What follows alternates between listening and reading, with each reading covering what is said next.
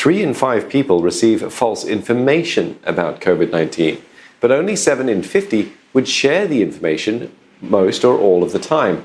That's the preliminary findings of research that will pave the way for better decision-making in countering the pandemic.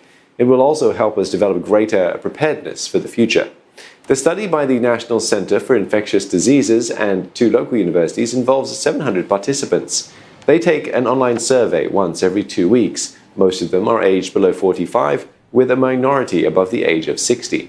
The results show social media platforms are the preferred source of information, even though the majority of participants say they trust the government and mainstream media when it comes to handling the threat and risks of the virus. We found that on platforms like WhatsApp, people feel that they are in much smaller groups, where you feel very comfortable. You might not need to vet your information as much. Amongst younger people, there is a greater propensity to share the information and sometimes take information and then add their components to it and then further share that information. And then by the time it's shared, 10,000 times, it's usually sometimes in different types of shape and scope.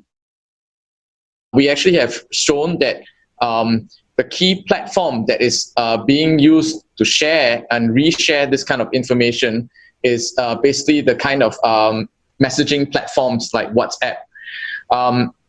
Of course, this is something that all of us suspect, but we're able to quantify that actually this is indeed the most common platform that is being used.